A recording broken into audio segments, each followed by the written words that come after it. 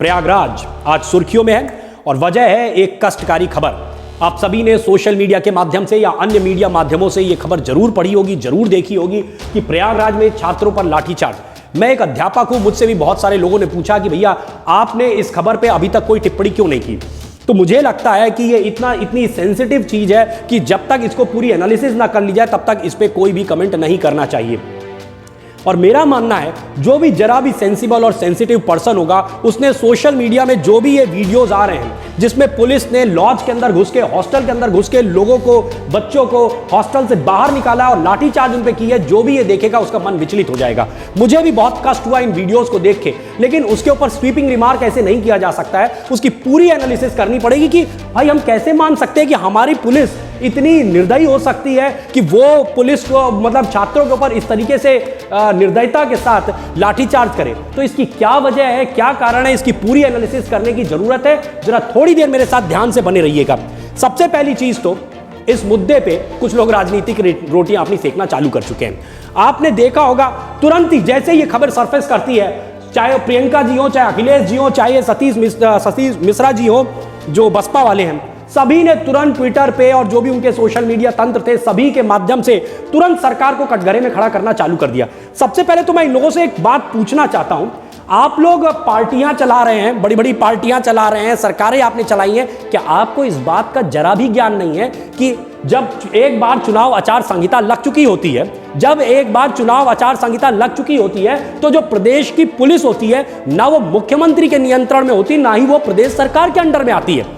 उस समय यदि आप ये समझिए कि जो पुलिस होती है, पुलिस पूरी तरीके से आचार संहिता लगने के बाद चुनाव आयोग के निर्देश के आधार पर चलती है। यदि चुनाव आयोग को लगता है कि किसी हिंसक प्रदर्शन की वजह से प्रदेश में माहौल खराब हो सकता है तो उसका निर्णय क्या लेना है और किस तरीके से उसको हैंडल करना है, वो सारा निर्णय चुनाव आयोग करता है, ना प्रदेश सरकार, ना ही मुख्यमंत्री। तो कृपया इस पे अपनी राजनीतिक रोटी ना सेकिए। और कौन लोग राजनीतिक रोटी सेक रहे हैं? प्रियंका वाड्रा जी, ये कांग्रेस, ये बताएंगे कि किस तरीके से लोगों के साथ, जनता के साथ कैसे बिहेव करना चाहिए। याद करिए वो आंदोलन जब बाबा रामदेव रामलीला मैदान में, भैया कोई सड़क घेर के भी नहीं बैठे थे, कोई किसी ट्रेन को नहीं रोका गया था, कोई पत्थरबाजी नहीं हो रही थी। बाबा रामदेव रामलीला मैदान में शांति से एक आंदोलन कर रहे थे। 24 घंटे ये लोग नहीं झेल पाए थे। लाठीचार्ज रात के 12-1 बजे 2 बजे के आसपास पुलिस ने उनके ऊपर लाठीचार्ज किया और उनको वहां से खदेड़ दिया गया सारे लोगों को। ठीक, ये अखिलेश यादव जी राजनीति कर रहे हैं, ये जनता के हित की बात कर रहे हैं, जन आंदोलन की बात कर रहे हैं। जिस समय राम सेवकों के ऊपर इन्हीं की सरकार, इन्हीं की पार्टी की सरकार ने गोलियां चलाई थी, भाई साहब लाठी नहीं चलाई थी, गोलियां चलाई थी, बहुत सारे लोग शहीद हुए थे उसमें। तो ये लोग बात कर रहे हैं आज राजनीतिक रोटी सेक रहे हैं, ये बसपा वाले ये भी राजनीतिक रोटी सेकने में लगे हैं। तो मैं कहना चाहूंगा सबसे पहले तो बहुत ही सेंसिटिव मैटर है, कृपया आप इस चीज को समझें कि इस वक्त पुलिस कोई मुख्यमंत्री के आदेश पे नहीं चल रही है, चुनाव आयोग के आदेश पे चल रही है। तो इसलिए ये राजनीतिक रोटी सेकने वालों को पहले तो करिए किनारे। हम और आप पहले, सबसे पहले एक जिम्मेदार नागरिक के रूप में यह समझते हैं कि ये जो कुछ भी हुआ, जो पुलिस ने यह बर्बरता दिखाई, क्यों दिखाई, क्या वजह थी और क्या इसको रोका जा सकता था, क्या कारण था, पूरी खबर को पढ़ते हैं। देखिए, मैंने कुछ अखबारों के माध्यम से, अमर उजाला अखबार की मैंने यहां पे कुछ कटिंग्स लगाई हैं। हम लोग बाकायदा समझते हैं कि ये घटना किस तरीके से स्टार्ट हुई थी और किस रूप में ये जाती है और फिर पुलिस ने ऐसा क्यों किया। देखिए, रेलवे रिक्रूटमेंट बोर्ड के परिणाम में अनियमितता का आरोप लगाते हुए कुछ जो विद्यार्थी थे वो लोग कुछ समय से आंदोलनरत थे।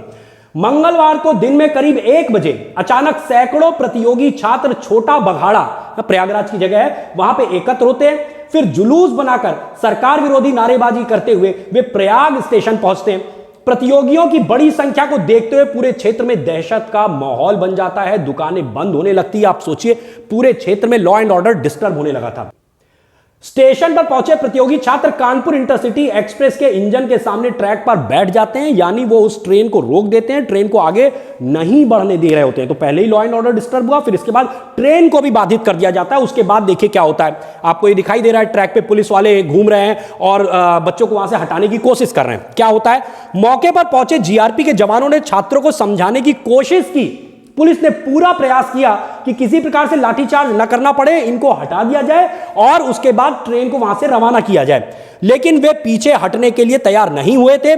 कुछ ही देर में कई थानों की फोर्स वहां पहुंच जाती है। पुलिस ने लाठीचार्ज कर उन्हें वहां से खदेड़ा। ठीक, तो जब पहले पुलिस ने समझाया, वो लोग नहीं हटे, फिर इसके बाद पुलिस ने वहां से लाठीचार्ज करके वहां से उनको खदेड़ा।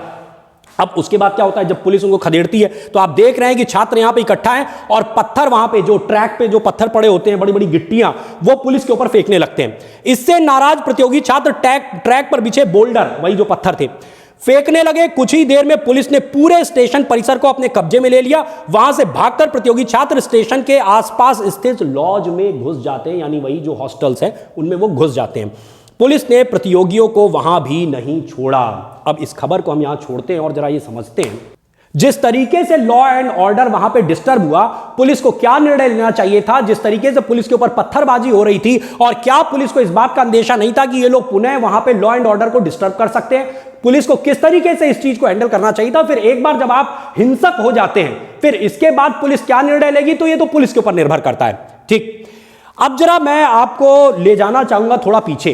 देखिए ऐसा है, मैंने भी छात्र जीवन जिया है और छात्र जीवन में हम लोगों ने भी खूब आंदोलन किए हैं। तो मैं अब जरा विद्यार्थियों से सीधे मुखातिब होना चाहूंगा और विद्यार्थियों से बात करना चाहूंगा कि आपको प्रदर्शन करना है। देखिए, आप युवा हैं और युवा देश की जान होती है, युवा देश की शक्ति होती है। युवा न केवल उसका यह अधिकार है बल्कि उसका कर्तव्य है कि यदि देश में कुछ गलत हो रहा है तो उसके खिलाफ आवाज उठाए, उसे आंदोलन निश्चित रूप से करना चाहिए। लेकिन मैं आपको थोड़ा पीछे ले जाना चाहूंगा कि देश में आंदोलन ऐसा नहीं है कि आज आपने पहली बार प्रयागराज में किया है। आंदोलन देश में पहले भी होते रहे हैं। हम लोग जब छात्र जीवन में थे, हम लोगों ने भी आंदोलन किया है। एक बार जरा उसके ऊपर गौर कर लेते हैं।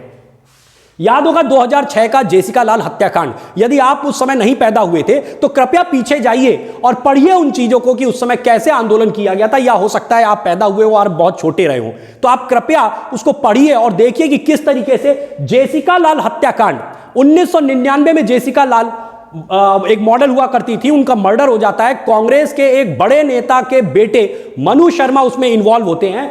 2006 में आप ये सोचिए, कोर्ट के द्वारा उन्हें बरी कर दिया गया था। इसके बाद जन आंदोलन खड़ा होता है और उस पूरे जन आंदोलन में क्या किया जाता है, कैंडल जलाई जाती है, ना कि बोगियां जलाई जाती है, ना कि सड़क जाम किया जाता है, ना पत्थरबाजी की जाती है। जनता ने अपना रोष व्यक्त किया और कांग्रेस की 2006 में देश में सरकार चल रही थी, बावजूद इसके सरकार को झुकना पड़ा और जिस मनु शर्मा को कोर्ट ने छोड़ दिया था उसके खिलाफ फिर से सरकार को कोर्ट में अपील करना पड़ा। केस रीओपन हुआ और उस मनु शर्मा को कोर्ट ने फिर सजा दी। इसके अलावा 2006 में यूथ फॉर इक्वालिटी का देश के युवाओं ने एक आंदोलन खड़ा किया। आईएसी का 2011 में, आईएसी के बैनर तले, इंडिया अगेंस्ट करप्शन के बैनर तले 2011 में अन्ना आंदोलन खड़ा होता है और ये राष्ट्रव्यापी आंदोलन थे। 2006 में तो मैं भी आईआईटी कानपुर से अपने एमटेक के फाइनल ईयर में था और उस वक्त हम लोगों ने इस राष्ट्र स्तर के खड़े हुए आंदोलन में बढ़ चढ़ के हिस्सा लिया। अन्ना आंदोलन में हम लोगों ने देश भर में घूम घूम के आंदोलन किया, लेकिन कहीं भी एक भी जगह, आप पूरा इतिहास पढ़ डालिए, गूगल कर डालिए सब कुछ और देखिए क्या कहीं किसी प्रकार की पत्थरबाजी की गई, कहीं रेल को रोका गया, कहीं जो है किसी आगजनी की गई, कोई सरकारी संपत्ति का नुकसान किया गया, नहीं किया गया। हम छात्र हैं अगर, हम युवा हैं अगर, तो हमारी यह भी जिम्मेदारी है कि हम अपने देश में आवाज उठाएं, लेकिन उस आवाज को उठाने का तरीका संवैधानिक होना चाहिए, गैर संवैधानिक नहीं होना चाहिए। आप सोचिए, इन सभी आंदोलनों में आप ये समझिए, जेसिका लाल वाला केस हो या यूथ फॉर इक्वालिटी हो या आईएसी हो, हर एक केस में अन्ना आंदोलन का निष्कर्ष यह निकला था कि सरकार को झुक के जन आंदोलन को मानते हुए जन लोकपाल बिल को पारित करना पड़ा था। हाँ, ये बात और है कि आज लोकपाल बिल का क्या हुआ और उसको केजरीवाल ने किस तरीके से अपने निहित स्वार्थ में इस्तेमाल कर लिया उस पूरे आंदोलन को। मैं उन चीजों पे नहीं डिस्कस करना चाहता हूं, ये वीडियो उस चीज के लिए नहीं है। मैं कहना केवल यह चाहता हूं कि सरकार को, केंद्र स्तर की सरकार को भी झुकाने पे जनता सक्षम हो जाती है। यह तो बात हो गई कांग्रेस के समय के वो बड़े आंदोलन जिसमें जनता ने सरकार को अपनी मांगे मानने पे मजबूर कर दिया। अब मैं बात करता हूं जरा जो वर्तमान सरकार चल रही है, यानी कि मोदी सरकार, उनके खिलाफ भी अभी एक बड़ा आंदोलन आपने देखा होगा।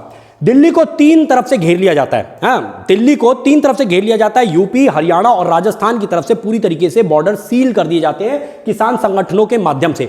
1 साल तक 1 साल तक दिल्ली सील रहती है और 1 साल तक ये आंदोलन चलता है। लेकिन बताइए जरा, क्या एक भी ऐसी घटना होती है जहां पुलिस ने उनके ऊपर किसी प्रकार की कोई बर्बरता की हो, उन्हें जबरन वहां से हटाने का प्रयास किया हो, उनके ऊपर लाठीचार्ज की हो? क्या ऐसी कोई एक घटना होती है? नहीं होती। हां, यह बात और है कि जब वो लोग बॉर्डर छोड़ के और दिल्ली में ट्रैक्टर लेके घुसते हैं और दिल्ली में उग्र प्रदर्शन करने का प्रयास करते हैं तो पुलिस को उनके ऊपर कार्रवाई करनी पड़ती है और जो लॉ एंड ऑर्डर मेंटेन करने के लिए आवश्यकता है, FIR वगैरह सब दर्ज होती है। लेकिन जब तक वो लोग बॉर्डर पे बैठे रहते हैं उनके ऊपर कोई ऐसी कार्यवाही नहीं की जाती है और अंत में 1 साल के इस आंदोलन के बाद सरकार को वो झुकाने में सफल हो जाते हैं और मोदी सरकार को झुक के उनकी मांगे माननी पड़ती है और उसके बाद वो आंदोलन खत्म होता है। कहना मैं ये चाहता हूं, निष्कर्ष ये देना चाहता हूं आपको कि भैया आंदोलन पहले भी हुए हैं, पहले की सरकार के खिलाफ भी, वर्तमान सरकार के खिलाफ भी, और उन आंदोलनों में भी जनता ने सरकार को अपनी मांगे मानने पे मजबूर किया है, लेकिन बिना किसी हिंसा का प्रयोग किए हुए। बाबा साहब भीमराव अंबेडकर ने एक बार ये बात कही थी कि अंग्रेजों के समय हम लोगों ने हिंसक प्रदर्शन किए। मैं नहीं कह रहा हूं ये बात, बाबा साहब भीमराव अंबेडकर की बात कोट कर रहा हूं। बाबा साहब भीमराव अंबेडकर ने यह बात कही थी कि अंग्रेजों के समय हम लोगों ने हिंसक प्रदर्शन भी किए, लेकिन उस वक्त हम गुलाम थे।